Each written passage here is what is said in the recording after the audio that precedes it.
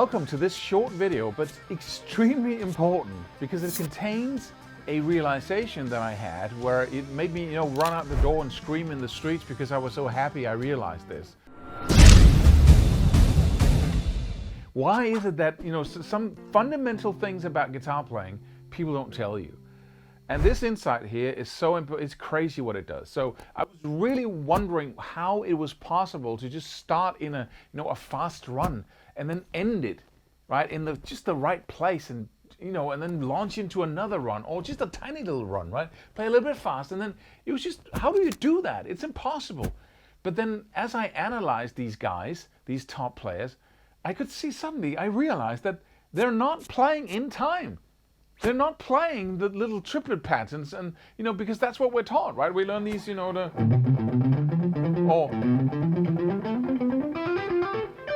right, stuff like that, or we learn like the. What is the same, or this one, right? And the common denominator of everything I had practiced up until then was that every sequence I played, whether it be, or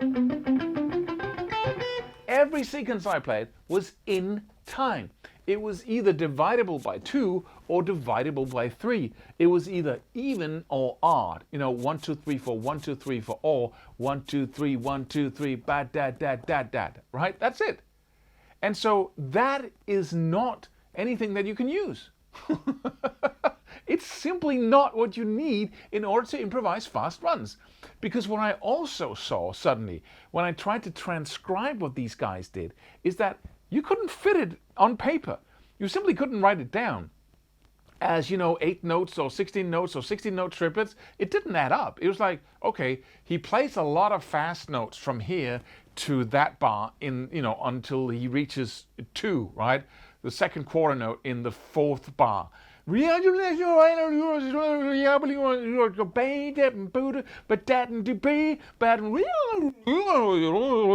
all this is completely out of time.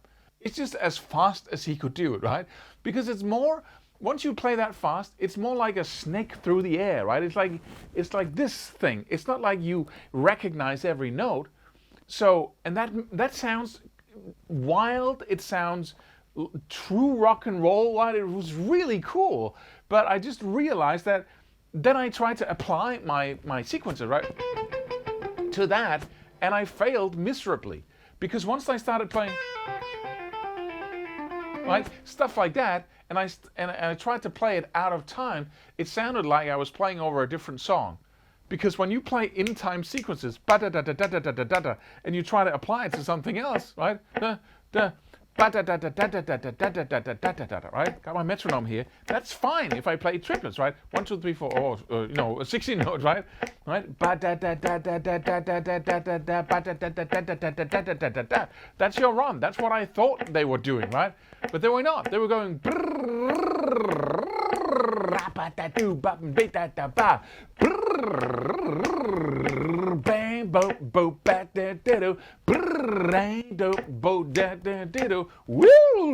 Right? Like back and forth like that. And so if you take a in-time sequence like 1, 2,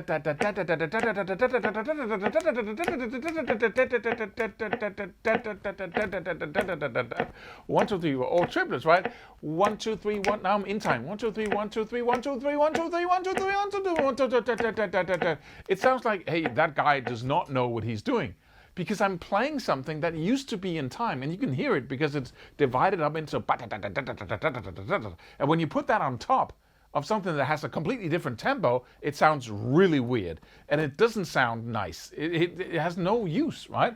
So what I realized in this course, I have taken, after 40 years of experience, the 1 or 2 exercises per technique, which is sweep picking, legato, alternate picking, economy picking, or directional picking, that will mean more to your development than any other single thing that you can do.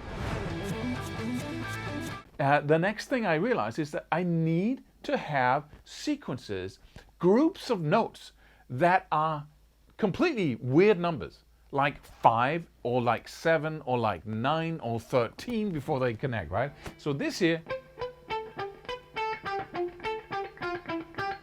that's 4. 1, 2, 3, 4, 1, 2, 3, 4, 1, 2, 3, 4, 1, 2. And you can hear that accent every time the sequence. Right? But I need a sequence like.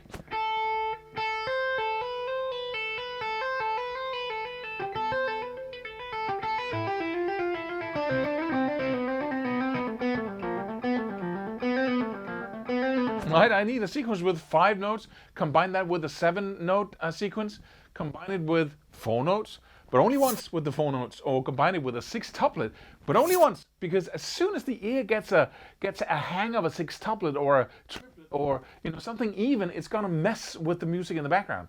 So instead of playing right, or right, as I've been practicing over and over again, I wanted to play.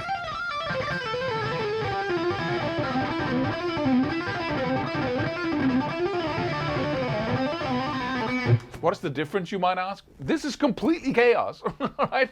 It's 5 notes there. You don't want to, like if you have like, if you go 4 notes up, that's 1, 2, 3, 4, 1, 2, 3, 4, 5, 6, right? That's a 6-tuplet.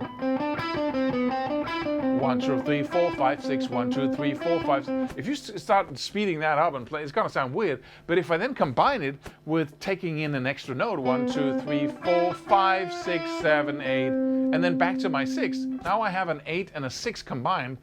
That's a weird combination, right? It's a triplet and a 16 note, but it played at the same tempo. So now I have something that works. Or I can take 6 notes up and down, 1, 2, 3, 4, 5, 6, 7, 8, 9, 10, before it returns back to 1, right? 1, 2, 3, 4, 5, 6, 7, 9. And just for the sake of not getting you frustrated, it's the 9th, 10th, and 12th on the D and the G string. 9, 10, 12 on D and G. So I'm just basically going up 4 notes, 1, 2, 3, 4, and then back again. And then 1, 2, 3, 4, 5, 1, 2, 3, 4, 5, and then back again. And then 6 notes are 1, 2, 3, 4, 5, 6, 7, 8, 9, 10. All right? So now I have. Right? And then suddenly we don't know where we stand. We don't have that.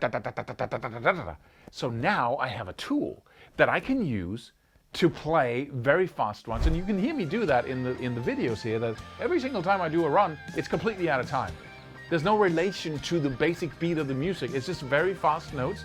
But the thing that makes it seem like it's totally in the music is that I'm playing in time frames. So I got, like, say we got the music here. And again, just gonna do this little beta bo da da do, sure a little bit little beta do, da da body do do body do, right? So I'm basically taking the most simple way of describing that. I'm going from 1 to 1, right? 1, 2, 3, 4, 1, 2, 3, 4, and then the space in between 1 and 1, I'm just packing that with a ton of notes. But because I'm starting on 1 and ending on note, right?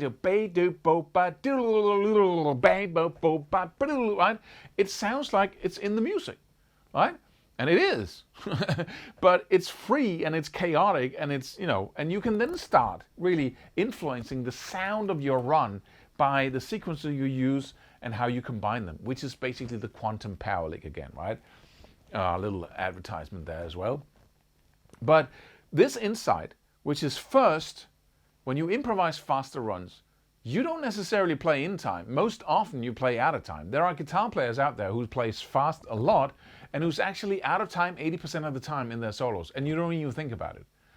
Out of time, meaning you don't relate to any of the time frame in the music other than when you start your run and when you end it. And it doesn't have to be on 1. It can start on 1 and then end on 2 in the next bar. On 2 and, doesn't matter. As long as you get right into the bar again, right? And then in order to achieve that, you need to select sequences that are not right? Which also becomes boring in the long run, listening to that kind of, engine-like thing. But once you then have 1, 2, 3, 4, 5, 1, 2, 3, 4, 5, 1, 2, 3, 4, 5, 6, 7, 8, 1, 2, 3, 4, 5, 1, 2, 3, 4, 1, 2, 3, 1, 2, 3, 4, 1, 2, 3, 4, 5, 6. Once you have that complete chaos when it comes to when the sequences start and begin, and you combine them, then you have something that really works. And then my best advice to you is to use legato, because it's easier with legato to do out of time stuff, because you don't have to synchronize it. You know, when we practice alternate picking, we very often we play that. We practice the accenting to get groupings of notes that we can synchronize the two hands, right? But with legato, right, it's basically more just this hand by itself, so not so much synchronization. Okay.